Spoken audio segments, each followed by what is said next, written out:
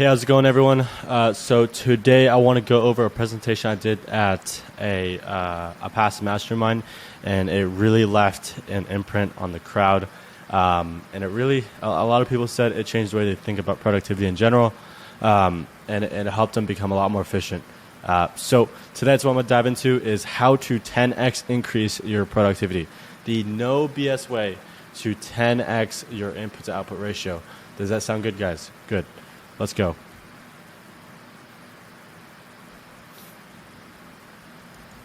Oops.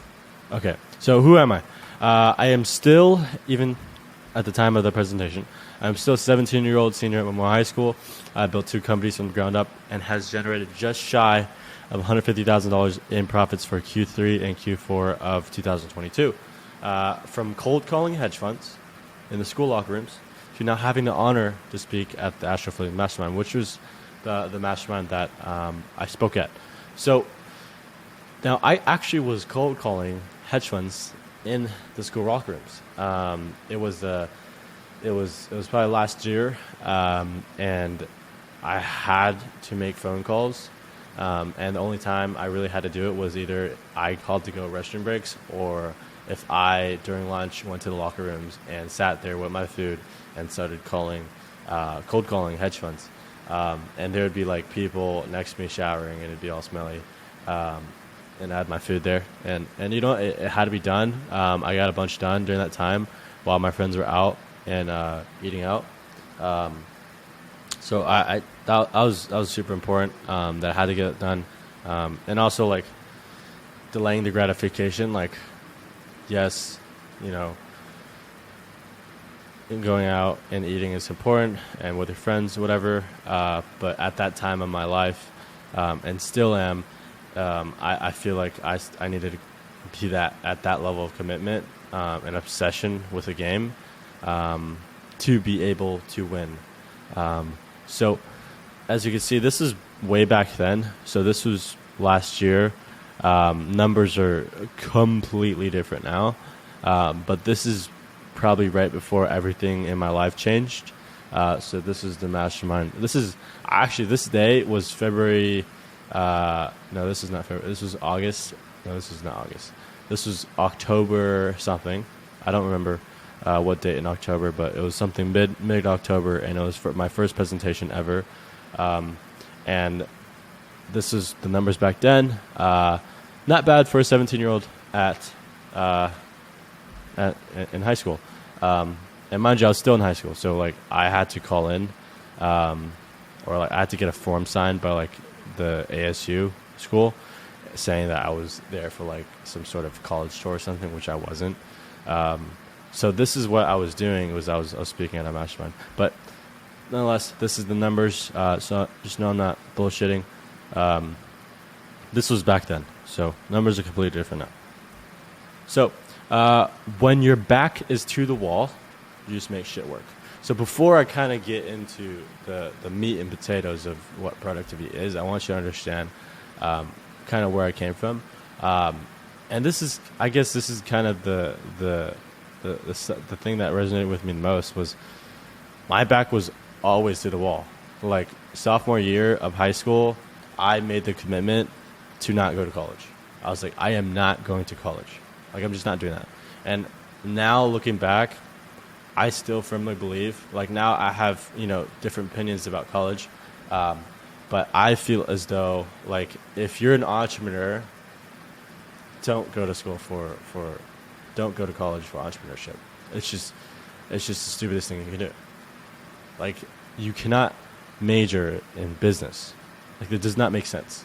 Sure, the relationships there are probably life-changing, but what about the opportunity costs of you not actually working on your business?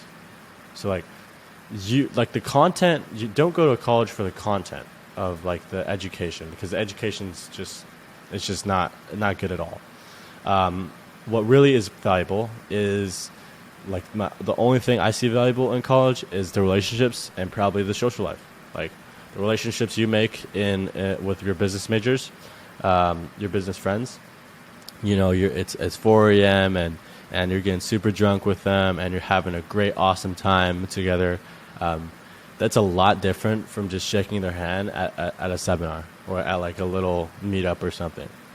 I 100% agree with that. Is that that's an entirely different way of connecting with someone and building a better relationship with someone. Is when you're in college, you go through all these experiences together as buddies, maybe in dorms. So that's what I see as, I guess, useful in college. But just like from if you come from the lower class and like my parents wouldn't pay for my college. Actually, they would support me, but I knew it wouldn't be a great financial kind of, like, they wouldn't be able to do it easily. So I was like, okay, I don't think I should go. I don't want to put that burden on you guys. So unless you have the opportunity, like your parents are stupid rich, and they're like, oh, okay, college is being paid for and it's a great college, I think you should 100% go. Like, for the experience, I think you should 100% go. Some parents would just I would just go. Like, so, some colleges, you don't have to be there 5 days a week. You can be there 2 days a week and something like that and have it really easy. But other than that, that's entirely the point. I think college is mainly for relationship building. So, coming from a family without wealth, nothing was ever handed to me. For a while, I felt like a worthless high schooler, up until I realized that I had the responsibility. I had the sole responsibility to turn my life around. So I really I've always in the past I played this a lot, and like I'll just put on headphones and just play this scene, and for a couple hours. It ain't about how hard you hit. It's about how hard you get hit and keep moving forward. So it's not about the sprints. It's about the marathon. It's about how long can you stay in the cage consistently? How much can you show up every single day? So it's not about how much you can get done in a week. It's not about how much you put in a week, and then after that you don't put anything. It's about, how can I stay consistent on this and continually growing at least 1% a day? So keep that in mind, is how do I stay consistent and keep moving forward, like Rocky said. By the way, this is my checking account. This is actually right before COVID hit. $1.45 was in my bank account, and I actually had to dip. This is not even the worst of it. I had to dip in my savings account, which, as you can see, it's not that much money. It's about $50. But now, it's done ton more money. Over $1 million of cash collected. So a big difference, right? But what happened? Why was I the only high schooler in my school that was able to turn my life around? It was because I understood the concept of productivity. I understood what really mattered in my life. So productivity at the base level is the rate of output per unit input. Okay, you guys probably heard of this before and whatever, but I think as we move forward as entrepreneurs, we forget about this concept. Is per unit of input you put in your business is the output you will get out of it. So you have to understand that. And what it means is that the more you don't put inputs are cold calling, is sending texts, is actually doing business activities, and not cold showers are cool, but like stuff around the work when you should really just be working. So like maybe organizing your desk, or like doing things, preparing for work, and it takes you hours to prepare for work. So that there's no input there because you're not actually working on the business. You're just working around it. So I call it busy. So you're busy and not productive. So I'm going to teach you guys the entrepreneurship or entrepreneur mindset framework that you guys should definitely know about. And this is what I'll be going through. So what are we actually doing? So like we have to ask ourselves at any level in your business, whether you're just starting out or you're at a enterprise scale level, you should always ask yourself, like, what are we actually doing. So like actuals. So like there's expected and then there's actuals. So actuals are what we actually inputting. So we have to understand what are we actually doing. So that's very, very important. So are we actually making the phone calls? Are we actually having the conversations? Are we actually doing that? If not, then that's why we don't have the result. So removing the beliefs and traits that we claim to have. We believe that we must be perfect at activities when in reality everyone's gonna suck. Like everyone is going to suck. And as you do more, you're just gonna suck a little less. That's all. We believe that we need to consume more content and watch more videos about the things that we're doing when really all we need to do is just go. You will learn way more from having this. By the way, this is like this was for real estate wholesaling. So if you guys do that, this presentation will also be very helpful to you. But it's also the concepts taught in here are also just general business stuff. So you'll learn more from having actual conversations with agents. So actually going on the field and actually like doing the thing you say you're going to do. So like having the phone calls and doing these conversations is input. So that's input. Now just like working around the input is watching a bunch of training videos or like always studying all the time, always reading. So never actually taking action. I am not like, mind you, I am not against like studying or like reading. I'm not against that. Like I think it's entirely important, but up until a certain point where it becomes analysis paralysis, where you're like, I feel like I have to be perfect in order to get started, which is entirely not true because you will never be perfect. There will always be something you don't know. And what's crazy is that the more you know and find out about the topic, the more you understand that there's a lot of stuff you don't know. So it'll just be this continuous loop, and unless you get out of that, you won't make any progress. So we just need more and better. We don't need anything new. So you don't need to reinvent the wheel. You just need more and better activities. So most people don't. I really like Alex Hormozi. He is an inspiration of mine. And I look up to him a lot. Most people don't succeed because of ignorance, but because of lack of desire. So really resonate with me because it's usually not your lack of knowledge. Like usually at a certain point after a week of learning, you should know what you need to do. You just like you don't need to do all these extra stuff. You just have to go and do it and go get uncomfortable. So put more emphasis on speed of execution. Okay, speed of execution. So one of the key characteristics of highly successful people are the speed in which they execute on tasks are dramatically different from mediocre people. Get things done by end of day instead of end of week. You would literally be 7x your company's pace just by making that tiny adjustment. So just by telling your team or telling yourself that this needs to be done by the end of the hour or by the end of the day. Like this needs to be done this hour, the next 3 hours, or by the end of today. Not, this will be done in a couple of days, or this will be done in a week, or this will be done in a month, when the task itself takes less than an hour. So the more we spend time on planning the activity is actually more detrimental than actually just doing it now.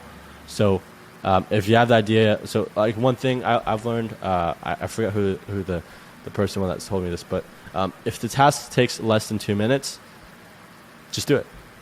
So the time you spend thinking about it and like pushing it back and procrastinating is going to cost you more. So just if it takes less than 2 minutes, just do it now so you don't have to worry about it later, and it'll cost you more time and energy later. So just do it now. Speed isn't just about doing things fast. It's about not getting distracted with pointless tasks. So like understanding what are your money-making activities? What is your highest leverage activities?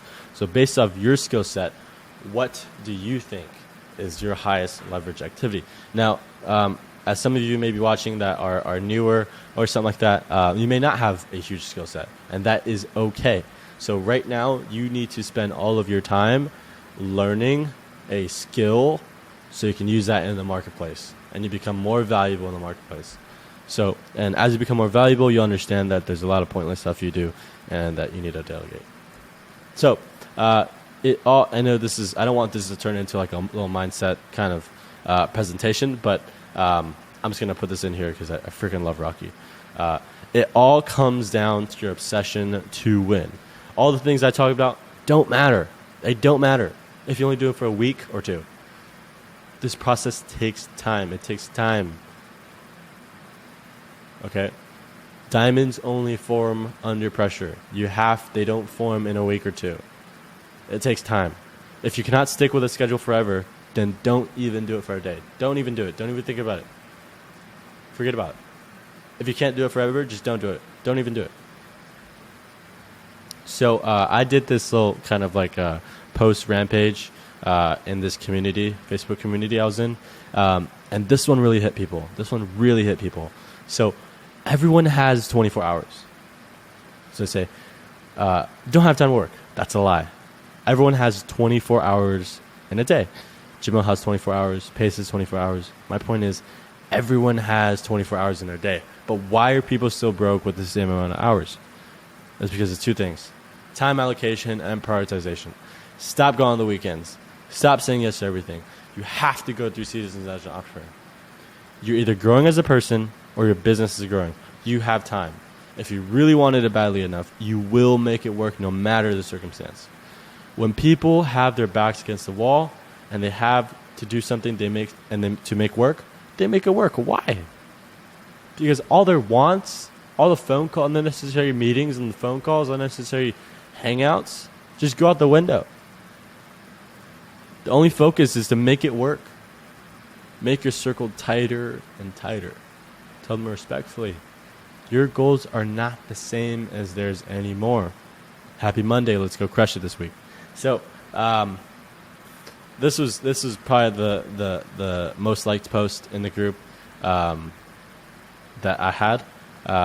So I hope this resonated with some of y'all, because it did with a lot of people, as well as me. So losers don't lack something winners do. Winners lack something losers do. So it's usually not the winner having something you don't do, right? They lack something that you do. I'm not saying you as a loser, but I'm saying the loser is usually the one that has that deficiency. So the things I actually do. So I've been doing all these things using caffeine, just like coffee or something like that. I don't really drink Red Bull because I just don't know how much sugar is in that stuff. So coffee, I can talk about it. I have a coffee machine and stuff. So I do like a brown sugar oat milk shaken espresso. So super long, super girly, but it's super amazing and it gets me going. And I also use nicotine. So I use nicotine gum to help me focus. It helps me get in the kind of the flow state of stuff. I'm not dependent on it, but I really like using it to kind of, if I really need to crush something and I really need to lock in, then I'll use nicotine to kind of help me. I've been trying out this new supplement called Theocrine, not sponsored, but Theocrine I've been trying out, and actually I'm going to try it out today, but I get referred over by a friend to try Theocrine, and it's supposedly helps you with your focus and stuff like that. So I'm going to try Theocrine. I put my phone on D&D when I start my work session. Notifications are really, seriously, the most detrimental thing to your productivity. A single notification will throw you off. It's if you're in flow, right? The flow state when you're just completely locked in, engaged in one activity, and then you get a notification, maybe on your Apple Watch. I don't wear an Apple Watch. I wear this luxury watch, this AP. Honestly, I used to have an Apple Watch. I have it right here. I don't wear this thing anymore because it actually distracts me so much from working. It really does. And every time I get a notification, I'll look here, and then I'll have to look back at my screen, and it'll take me some time to get back in that flow state. So just remove the notifications entirely. They're just not helpful to you. Just worry about them after the work session. So if possible, working in an office setting or public space helps a ton. So I actually just renovated this small office space for myself as kind of like a studio. And honestly, it's helped a lot. I used to work from my bedroom, and my bed would be right next to me, and I would just have the tendency to just go lay down. And now I don't. Now I have to. I have to be here. I have to be at the space. So no slouching around.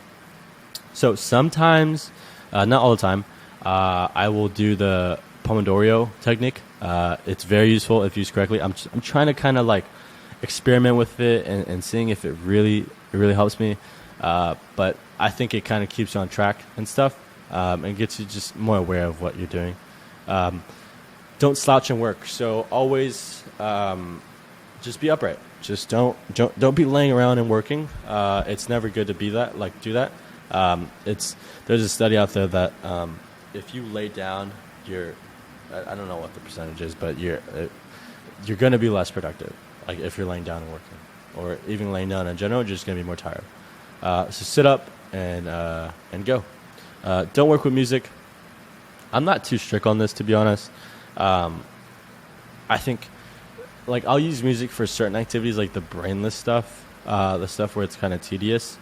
So like sometimes I'll work with music. It just depends what the activity is. Write down, and number 8, write down my tasks to do right before I work. I actually, there's this common belief that you should like write your tasks, a night before. And I think that's useful. But I think doing it right before you work is actually like even better, because you're now even more aware of the activities you're going to do, because you just wrote them down. So they're fresh in your brain. Now maybe it's like super urgent stuff that you think you might forget. Yes, write them down 100%. Use Todoist or whatever. But yeah, I write down my tasks to do right before at work. Oh shit. I don't know why it scared me. I thought there was something there. Remember, don't beat yourself up if you don't follow your schedule, rules, habits all the time. We are all human. We suck sometimes. Get over it. If we're doing these at least 80% of the time, you're already in the top 1%. Like, even you watching this video just shows you that you are in the top 1%.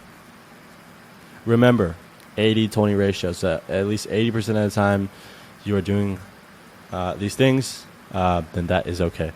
You can, at the 20% of the time, you can fuck around, whatever. Doesn't matter. As long as you're doing it 80% of the time. So, how to time block like a boss. Who wants to know that? It's very useful for you. I want right now for you to lay out your entire schedule right now by the hour and your notepad. When are the times where you can work? Is it a small break during lunch hour? Maybe we're working at W2, and the only times you can really work on your business is probably during your lunch break, or maybe after work or before work. So just kind of outline those and get your schedule down to the T, and just have it laid out in front of you. Just being aware of where your time is actually going. So again, time allocation. So where are you putting your time? And it depends on your business as well. Like, I honestly think online businesses are the best businesses. The stuff that you're able to do over the phone are the best businesses. So what are your escape habits? Okay, I'm going to give you some time to, I usually just pause the video or whatever, but what are your escape habits? So what do you do when you feel stressed out? What do you do when you feel anxious? What do you do when something bad happens?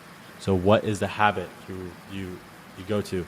Do you go and lust? Do you go and smoke cigarettes? Do you do these things? Okay, there's always triggers, okay? You can always trace these back to some sort of emotional trigger, okay? Usually something happens that's bad and that triggers you to do this. Now you need to identify these because they are detrimental to your focus, okay? You have to stay focused. So identify these habits so you're more aware of them. Okay. So now also also write down, what is your biggest struggle right now? Even if you don't have a business yet or starting a business, what do you think is your biggest hurdle? So write that down. Is it lack of information? Is it afraid of rejection or fear of rejection? Is it what is it? What is your biggest struggle right now? What is keeping you from going to the next level? What is that? You can only answer that question. So understand what is your biggest struggle, and once you have that down, overcome it. Do the exact opposite of it. Okay. So if your biggest struggle is fear of rejection on the phones, the opposite of that is to get on the phones and not be feared of rejection or objections, which is it's so stupid because I think honestly, I'm gonna go a little off track here, but I think sales is actually the foundation for all entrepreneurs. You have to understand sales. You have to know how to sell. You have to know how to sell. And the biggest thing, a little golden nugget here, what helped me sell my system and my little project was I had conviction in the fact that it worked. I had conviction.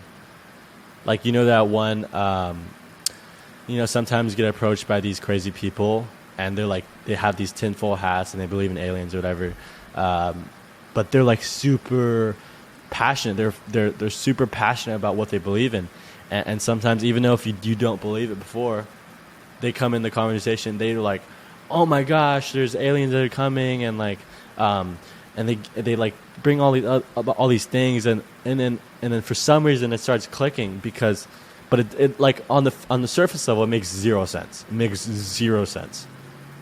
But emotionally they're just so passionate about what they say, is that whatever they say is believable. Because they just feel good about themselves. They know what they say. They believe themselves that what they say is entirely right and is the right way. And when you're truly convicted, or when you truly have conviction in your product and the way you speak, I think that, you can sell, like, you don't need any strategy. You kind of just sell on your own. Like, you're just able, because you know it works. What you're selling, it works.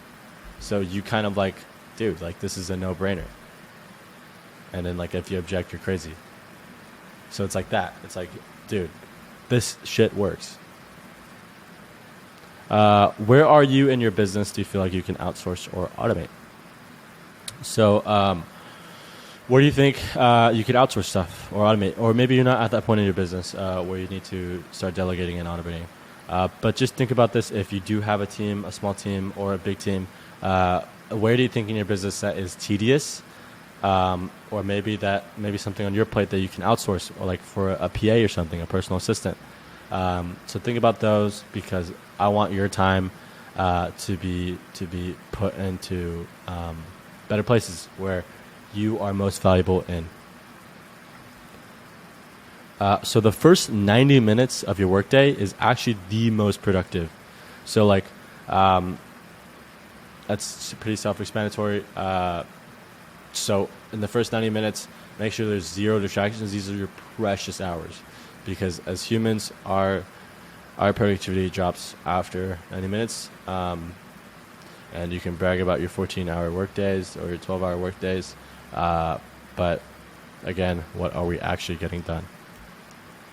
So this is more real estate related.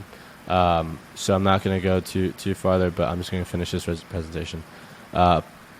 So the two most important money-making activities are the conversations you have with your suppliers and the volume of offers sent. So this is for real estate specifically, but just to tie this into business in general, the money-making activities we have is talking to sellers, to agents, to buyers. So that's super, super important, is actually having conversations and building those relationships. And then two is the amount of output, or actually input, we're putting into the business. So the amount of offers we're actually pushing out is our inputs. And then this is also prioritization. So how are you prioritizing? So what is the most important? Disappointing deals is the most important. So, and then next is potential deal follow-ups, no deal follow-ups, and then new outreach. Always keep marketing running. That is the faucet to your business. Tally Count app is a great free tool to keep track of KPIs for you and your team. And then again, another Alex Hormozi quote, extraordinary accomplishments come from doing ordinary things for an extraordinary period of time. So that quote really, really resonated with me because I believe that, like let's say, for example, in your business, you had to do, you knew that if you did 100 calls a day for 30 days straight, you would get a deal. Now, let's say I give you the example that maybe you are analysis paralysis. What if I told you that, think about the scenario. Do 100 calls a day for 100 days straight. Have actual conversations for 100 days straight. And if you tell me you won't make money, I will bet my entire everything. I would bet my life on it. Because I know that for a fact, for certainty, absolute certainty, that anyone who does that has that amount of dedication to do 100 conversations for 100 days straight will 100% reach a level of success that they dream to be. So, I hope you guys, that was presentation. I hope you guys liked that presentation. It's an exclusive presentation I had with the mastermind group that people pay $10,000 each to get in. So this is for free. If it helps you in any way to help maybe get you started, get your, get started out there, that means the world. So if you can comment that, I'm ready to go and ready to get started with taking action, because action or actually inaction is a slow death in life in general. So if you were to take just one thing out of this presentation, maybe everything I said flew out your ear. Action. Take action. Just take action. Just do the activities that you know you have to do, but you don't. You just put them aside. Just do them. Thank you guys. Bye.